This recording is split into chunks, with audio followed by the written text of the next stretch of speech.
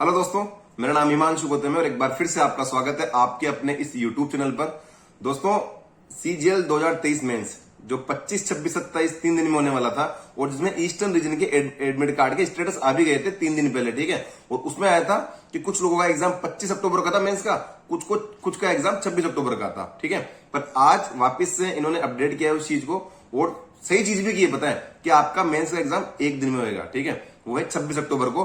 जिनका एग्जाम 25 तारीख को था वो अब नहीं होगा, वो एग्जाम सबके एग्जाम मेंस का एक ही दिन होगा 26 तारीख को। अब सुनने में लगता है कि यार क्या फर्क पड़ता है, पहले 25 को होता, 25-26 को होता और अब 26 को हो रहा है, ठीक है कोई बात नहीं, 26 को दे लेंगे। नहीं भाई, बहुत अच्छी बात है।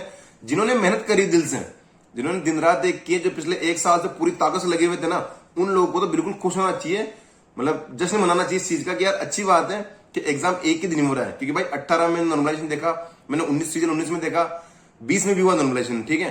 तो भाई साहब बहुत नुकसान होता है पढ़ने वालों का, ठीक है। जो कोई बच्चा पढ़ाई कर रहा है और बहुत मेहनत कर रहा है ना कहीं 1-2 नंबर की मात खा ही जाता है नॉर्मलाइजेशन में, और आप इस चीज से बच जाओगे। जिसने जितनी मेहनत करी है सब लोगों का सेम पेपर होगा, सब लोग एक प्लेटफॉर्म पे है और किसी के नंबर बढ़ने वाले नहीं है, ठीक है। तो अच्छी बात है, खुश होने वाली बात है कि नॉर्मलाइजेशन नहीं होगा, ठीक है। हमारे टाइम तो क्या था ना कि एग्जाम हो रहा है तो सिलेक्शन नहीं होने के बहुत सारे बहाने थे कि यार टीयर 3 हमारा टीयर 3 डिस्क्रिप्टिव हुआ था, उसमें मेरे ऐसे में नंबर नहीं है तो मेरी गलती थोड़ी है। टीचर का मतलब टीचर ने गुस्से में मेरी कॉपी चेक कर दी तो मेरे 40 नंबर ही दिए या 23 नंबर ही दिए, ठीक है। या फिर मेरे नॉर्मलाइजेशन में नंबर ही नहीं बढ़े, इस वजह से मेरा सिलेक्शन नहीं हुआ। हमारे पास बहुत सारे बहाने थे, पर 2023 आप लोग दे रहे हो, मेंस दे रहे हो, आपके पास कोई बहाना नहीं है, ठीक है। आपके पास इतना सा है कि बस आपके पास सेम पेपर हो रहा है, किसी के नंबर नहीं बढ़ेंगे, किसी का डिस्क्रिप्टिव नहीं होगा। तो बहुत अच्छी बात है कि जिसने जितनी मेहनत करी उसके उतने मार्क्स आएंगे, ठीक है। तो ये तो अच्छी बात होगी। और एडमिट कार्ड के स्टेटस जैसे ER के WR के आगे और जिनके नहीं आए वो आज रात तक आ जाएंगे, कल सुबह तक आ जाएंगे, ठीक है।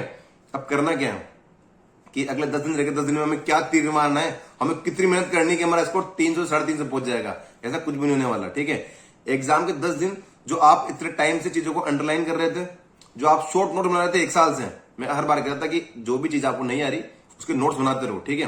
तो जो आप शॉर्ट नोट्स बना रहे थे या जो चीजें अंडरलाइन कर रहे थे, हाईलाइट कर रहे थे, उनको पढ़ने का मौका है, ठीक है। उनको देखो आराम से, इसके अलावा कोई भी नई चीज पढ़ने की जरूरत नहीं है, ठीक है। क्योंकि नई चीज करने का टाइम नहीं है यार। आप सोच रहे हो कि यार जो चीजें अपने 1 साल में नहीं की अब 10 दिन में कर लेंगे हम, ठीक है। तो आप तो इतना टारगेट रखो कि आपने जो शॉर्ट नोट बनाया है, जो चीजें अंडरलाइन की थी, जो अच्छे क्वेश्चन तुमने मार्क किए थे, स्टार लगाए थे, उनको देख लो एक बार के लिए आराम से, ठीक है। बात रही मॉक की, तो एक दिन के 2, 3, 4 मॉक देने की जरूरत नहीं है।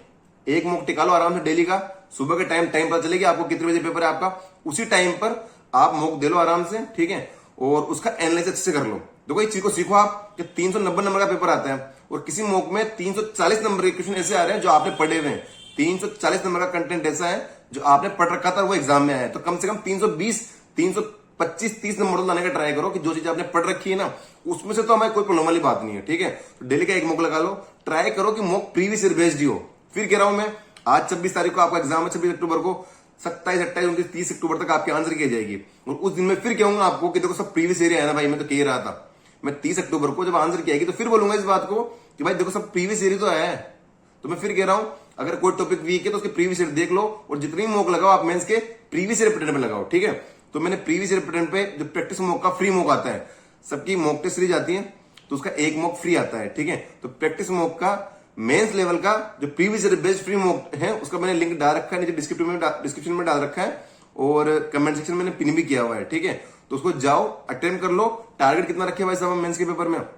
देखो मेरी बात सुनो, टारगेट हमेशा मतलब स्कोर कट ऑफ डिपेंड करती है हमेशा कि पेपर का लेवल क्या आ रहा है। पेपर का लेवल मान लो बहुत इजी आ गया तो क्या पता कट ऑफ 330, 340 चली जाए।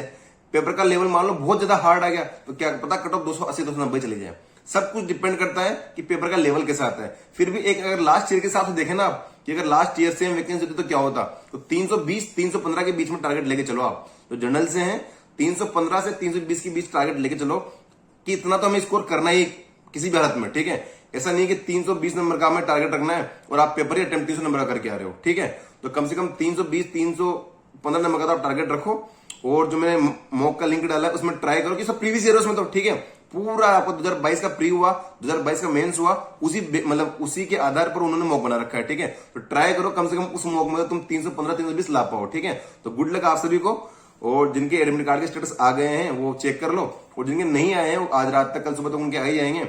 10 दिन है आपके पास, जो आपके शॉर्ट नोट्स आपने बनाए हैं, जो चीजें हाईलाइट की हैं, या जो चीजें आपने एंड के लिए रखी थी, ठीक है ना, उन चीजों को देखने का मौका आ गया है, ठीक है। तो शुरू कर दो उनके लिए। Thank you so much, good luck आप सभी को।